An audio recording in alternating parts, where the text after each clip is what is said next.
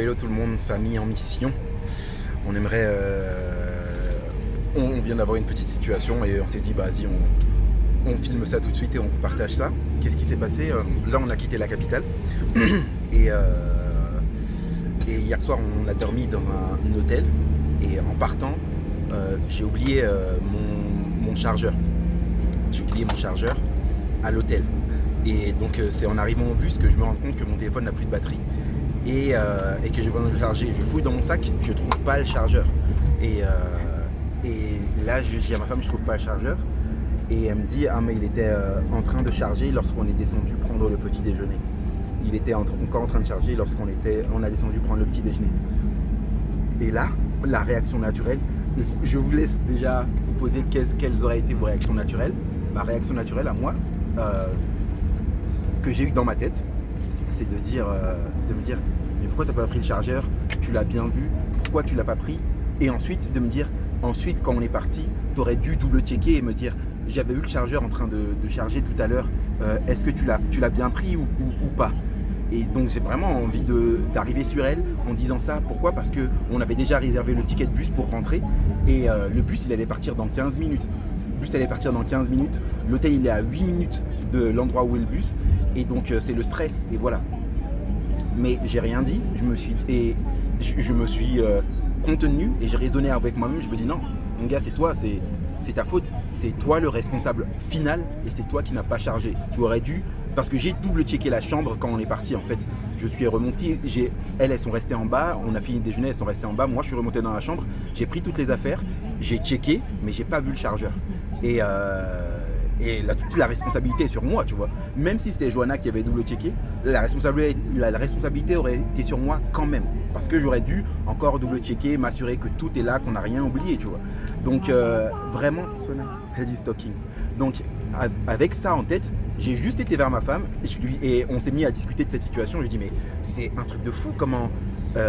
quand on a une situation comme ça, on a envie de rejeter la faute sur l'autre. Je lui ai dit, mais c'est un truc de fou. Je voulais vraiment te dire à toi, mais c'est ta faute. Pourquoi t'as pas regardé? Tu l'avais vu. Pourquoi tu m'as pas dit? Et compagnie. Et j'étais vraiment en train de me sidérer par rapport à moi-même, par rapport à mon état qui veut non pas assumer ses responsabilités, mais les rejeter sur ma femme. Donc, qu'est-ce que tu as à dire, ma tante épouse? En fait, normalement, dans la phase 1, c'est que le mari il se rend compte directement et avant d'acculer et d'accuser l'autre personne, il se fait et après il dit s'il est vraiment homme, s'il assume vraiment son rôle, il devrait dire c'est moi, j'ai pas fait attention, j'assume, c'est ma responsabilité, t'as rien à voir là-dedans, même si tu l'as vu charger. Parce qu'elle l'a vu charger, mais comme elle l'a vu qu'il était en train de charger, elle s'est dit ça charge encore, je vais pas le prendre. Donc voilà. Donc si le mari n'assume pas ses responsabilités, mais qui rejette la femme sur mon épouse. En ce moment, par la grâce de Dieu, mon mari se rend compte de ce qui se passe dans son cœur, donc on n'en est plus là. Mais 80% des situations, il aurait dit ça. Pour la somme, il aurait dit ça. Il aurait dit pourquoi t'as pas fait ça? Pourquoi t'as pas dit que t'as pas vérifié? Bien sûr, je me dis, mais tu l'as vu charger. Dis-toi, tu vois qu'on est parti. T'as pris le chargeur? Je l'ai vu charger la dernière fois. Tu vois ce que je veux dire? Donc bien sûr que je la phase 1. Il se rend compte que c'est dans son cœur, que c'est lui qui aurait dû s'en rendre compte. Il assume pas. La phase 1. Phase 2. Admettons qu'il assume pas. Donc, réaction habituelle. C'est pas toi qui a... Pourquoi t'as pris le chargeur? T'as bien vu qu'il était en train de charger, mais pourquoi tu l'as pas pris? Qu'est-ce que tu réponds? Et à ce moment-là, l'épouse qui entend ça a deux réactions.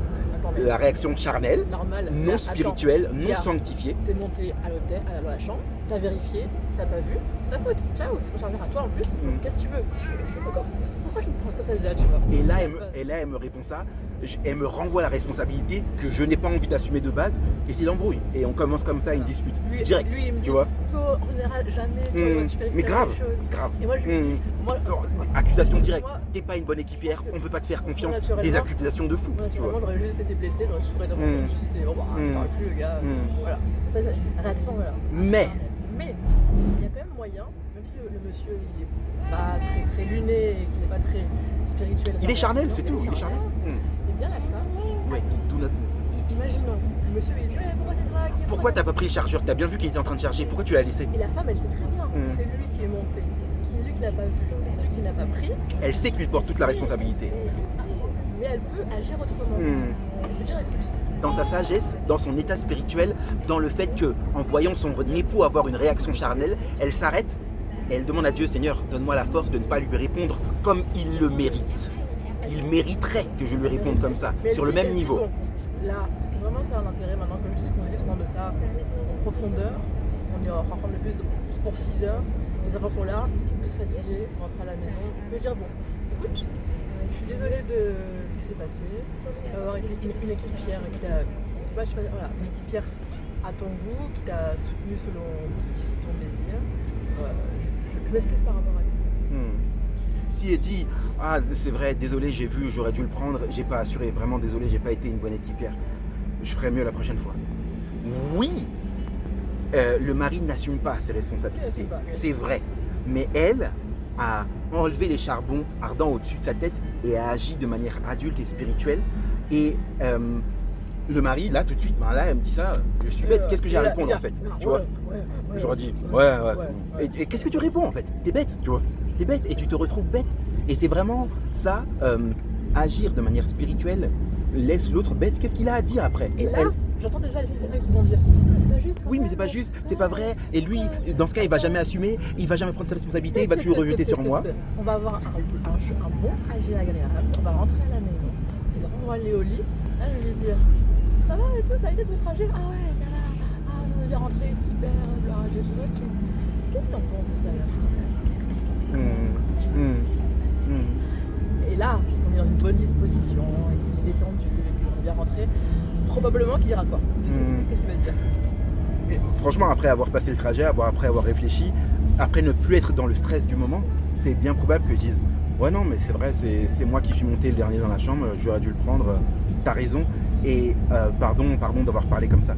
Bien sûr, c'est le travail du Saint-Esprit, c'est le travail du Saint-Esprit qui, pendant ces 6 heures, me convainc. La dernière fois, quand tu as parlé à ta femme, tu as été charnel, excuse-toi, tu vois. Et bien sûr, tu vas combattre, non, et compagnie, elle aurait dû voir, et nanana, mais l'Esprit de Dieu va te convaincre et dire, non, mon gars, tu as été charnel, repens-toi, demande à Dieu que tu puisses te permettre de grandir, va lui demander pardon, et voilà, tu vois. À ce moment-là, les femmes ne dites pas, ouais, je te l'avais dit, mais c'est clair, comment ça? Non, merci. Reconnaissez le travail de Dieu dans l'esprit de votre mari. Ah merci et tout. Ça me fait plaisir que tu le reconnaisses. Tu vois, reconnaissez le travail de Dieu. Ne rentrez pas dans une guerre l'un de l'autre. Remerciez Dieu d'avoir permis à votre mari d'ouvrir son cœur pour accepter la conviction du Saint-Esprit. En fait, c'est à la fois simple et difficile en fait. C'est simple parce que finalement, en juste quelques paroles, tu peux vraiment retourner une situation. Exact. Retourner la direction. Et c'est difficile. Parce que l'ego il est là quand même. Parce que tout le monde doit mourir à lui-même. Comment il te parle? Mais tu vas être une de ces femmes qui se laisse abuser par son mari, mais tu vas être une de ces femmes qui se fait abuser verbalement, mais nanani, mais nanana. Mon gars, tout le monde doit mourir à soi-même. Moi, en tant que mari, je dois mourir à moi-même parce que je dois assumer mes responsabilités et pas les rejeter sur mon épouse. Mon épouse, elle doit mourir à elle-même parce que même si je lui parle d'une mauvaise manière, sa chair va dire comment tu me parles, nanani, nanana, tu me parles de quelque chose. Alors que non, si l'un des deux choisit de mourir à lui-même, la dispute elle est terminée. Il n'y a pas de dispute. Si moi, en tant que leader, je choisis dès le début d'assumer ma responsabilité, dispute il n'y a pas. Mais imagine, je fais le mec charnel, je lance la dispute. Pourquoi t'as pas vu le chargeur? Tu l'as vu, pourquoi tu l'as pas pris? Elle a encore la possibilité de ramener la chose sur une dynamique spirituelle et de dire c'est vrai, je l'ai vu, j'aurais dû te dire quand on est parti, j'aurais dû le prendre, j'ai pas assuré sur ce coup-là, désolé compagnie, la prochaine fois je ferai mieux, tu peux me faire confiance. Ceci dit, on vous dit ça, mais nous aussi par rapport à ça on grandit. La lutte elle est là, ce qu'on a vécu, je vous l'ai dit, l'envie de dire elle était là, tout est là. Mais c'est Dieu qui travaille, c'est Dieu qui fait grandir, c'est pas nous. Nous on a envie de faire le mal, on n'a pas envie d'assumer nos responsabilités. Mais c'est Dieu qui fait, c'est Dieu qui change. Priez vraiment l'un pour l'autre, parce que franchement c'est une guerre spirituelle au sein de chacune des personnes du couple. Et 2 personnes charnelles, c'est la guerre. Franchement, là-dessus, sur une dispute comme ça, je vous dis, l'embrouille elle peut partir mais tellement loin. Tu fais jamais, on ne peut pas compter sur toi, tu es toujours, nanani, nanana. Ah mais toi tu rejettes toujours la faute. Ah mais ça peut partir super loin avec des accusations et des paroles blessantes. Donc voilà, veillons chacun sur nos cœurs.